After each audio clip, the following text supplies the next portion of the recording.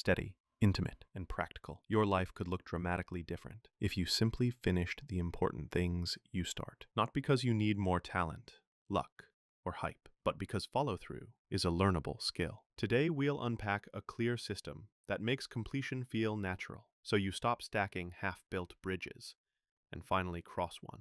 Here's the promise. By the end, you'll have a working map, the 4 essential elements that make finishing possible, the hidden traps that quietly kill progress, 4 mindsets that keep you moving when motivation fades, and a set of simple practices to make action feel good in the moment, not just when the trophy shows up later. First, the truth no one wants to admit. You don't fail at goals because you're lazy. You fail because your system leaks. You start with a surge of excitement. Then the day gets noisy. New ideas pop up. The finish line blurs. A week passes, and the project that mattered most doesn't. If you recognize this pattern, you're not broken. You're operating without structure. The fix begins with 4 pillars that carry any project from start to finish: focus, self-discipline, action, and persistence. If one cracks, the whole thing wobbles. Focus is the decision to move one thing to the center and push everything else to the edges, at least for now. It's not just concentrating during work blocks. It's choosing the book over the podcast, the prototype over the rebrand, the draft over the rabbit hole. Imagine you're a creator who wants to publish 12 high-quality videos in the next 3 months. Real focus looks like saying, for 90 days, I'm not launching a second channel, I'm not revamping my website, and I'm not changing niches. You keep a not now list, ideas you respect, but park focus is saying yes to the finish line and no to everything that doesn't speed you toward it. Self-discipline is not punishment, it's design. It means building an environment where the correct choice is the easy choice. If recording at 7 a.m. matters, you set your lights and mic the night before. Script on the teleprompter, calendar block hard, phone in another room. You don't wake up and negotiate with your future. You wake up into a plan. Discipline is deciding once and letting the system carry you 10,000 times. You reduce friction for what matters, increase friction for what doesn't. Cookies on the top shelf, notifications off, streaming passwords hidden until after your session. Discipline is the quiet choreography that keeps your feet moving when motivation goes missing. Action breaks the spell of endless preparation. This is where most people get stuck. Planning purgatory. New camera, new course, new calendar app. None of it publishes the episode. Action says, 1 imperfect take today. You upload version 1. Learn in public and iterate. The magic is momentum. You learn by doing what you could never learn by thinking. You get feedback loops. You see what resonates. You fix the right problems. Movement turns fog into road. Persistence keeps the heartbeat when the work gets inconvenient, which it always will. But persistence isn't grinding yourself into dust. It's adaptive stamina.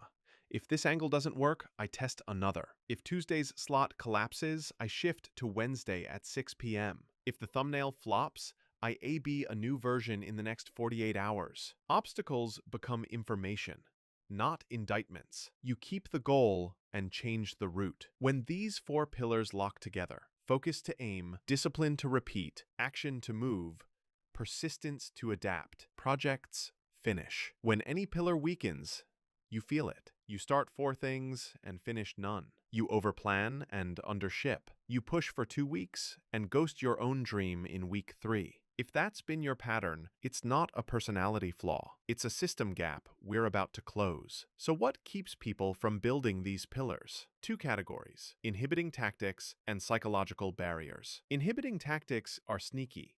They feel like good planning, but quietly sabotage you. Vague targets like grow the channel instead of publish 3 videos per week for 12 weeks. Changing 5 habits at once. Scheduling deep work right after draining commitments. Leaving tasks unbounded.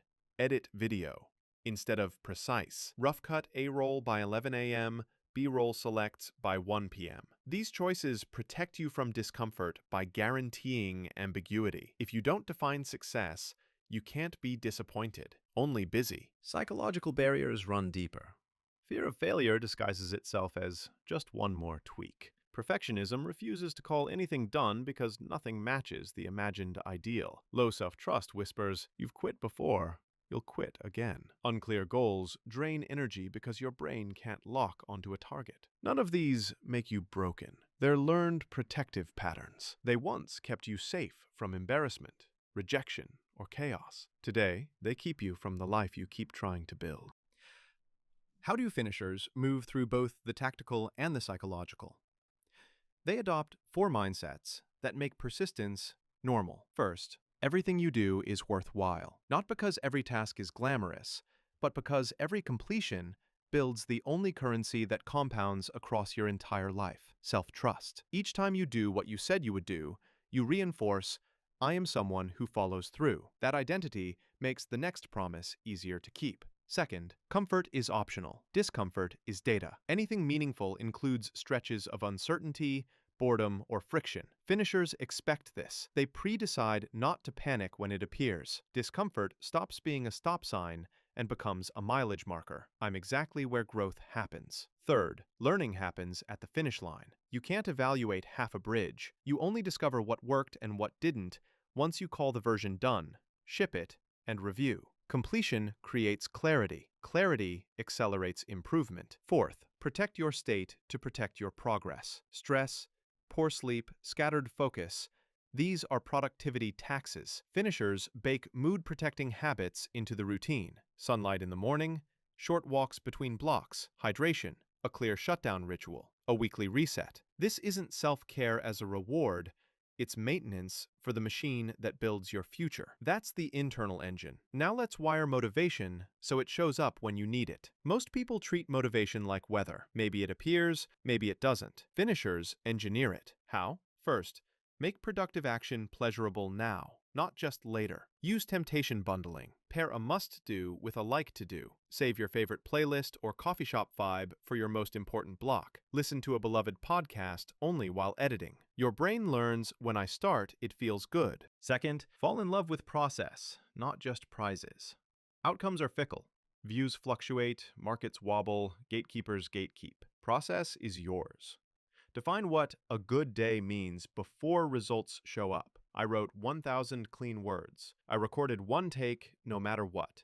I tested 2 thumbnails. When process wins count, you win daily. Third, attach your actions to your identity and values. Ask, how does finishing this make me more like the person I'm becoming? When you connect the session in front of you to a future self you respect, the work stops feeling like a chore and starts feeling like a vote. Fourth, architect visible progress. Your brain needs proof that effort accumulates. Track streaks, check boxes, maintain a public scoreboard with a trusted friend. Celebrate micro milestones. Outline done, rough cut done, upload scheduled. Progress markers dissolve the messy middle where projects often die. Let's make this painfully practical. Here's a simple 7-day starter protocol to prove to yourself you can finish. Adjust the domain: fitness, content, study, savings, but keep the bones.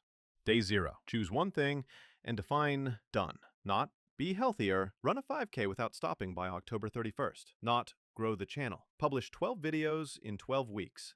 Minimum 6 minutes each. Define a finish line that a stranger could verify. Day 1. Build your finish-friendly environment. Put tools in the path. Camera and lights set before bed, shoes by the door, script folder pinned to your dock. Put temptations behind friction. Delete one app. Move the console to a closet. Block entertainment sites during your deep blocks. Make the right choice the path of least resistance. Day 2. Timebox the heartbeat habit. Pick a small daily dose that feels laughably doable. 20 to 30 minutes. Same time, same place, triggered by the same cue. After coffee, I outline for 20 minutes. Consistency beats intensity. Day 3. Write your if-then plan. If I miss my morning block, then I do a 15-minute minimum viable session at 7 p.m. If I feel stuck for 5 minutes, then I ship a messy draft. If I don't want to start, then I do 2 minutes and reassess. Remove decision fatigue by deciding ahead. Day 4. Reduce the scope, keep the promise. The only unforgivable sin is breaking consistency. If life blindsides you, You shrink the session rather than skip it. 5 minutes keeps the chain alive. You're not aiming for perfect, you're aiming for identity. I'm someone who shows up. Day 5. Review and refuel. What worked? What friction appeared? What tiny tweak would make day 6 smoother? Prep your tools, outline the next chunk, and sleep like your progress depends on it, because it does. Day 6. Ship something, no matter how small. Publish a short, send the email, push the prototype to a friend. Completion releases feedback. Feedback guides the next step. Repeat. That's the entire game. It's not glamorous, but it's wildly effective. And once you feel the flywheel turning, you'll stop chasing motivation and start trusting momentum. Now, let's address the voice in your head that says, I've tried this before. Of course you have. But you probably tried it with 7 simultaneous goals, unclear targets, and a sprint mentality that burned you out by week 2. This time, the rules are different. One thing, visible progress, low friction, daily heartbeat, finish lines you can verify. You aren't proving your worth, you're building your word. If you're afraid to start because you might fail, hear this. You're already living the outcome of not starting. The gap between not started and started is where your life actually changes. Press record, open the document, tie the shoes. You can clean it up later, but you can only improve what exists. Perfectionism? Call it what it is. Delayed courage. You're not waiting for the perfect moment. You're waiting to feel safe. Safety doesn't come first. Evidence does. And evidence comes from shipping. Version 1 is the price of version 2. Low self-confidence? Borrow it from your routine. Don't try to feel unstoppable. Try to feel scheduled. Your calendar becomes your coach. It shows up even when you don't feel like it. Show up with it. Unclear goals. Ask the 2 clarifying questions that slice fog into focus. What does done look like? And by when? If you can't answer, you're not ready to start the project. Only the plan. That's still progress. Plan until those 2 answers are plain. Then move. And when the middle gets messy, because it will, use the pivot protocol. Simplify the next step. Shorten the block.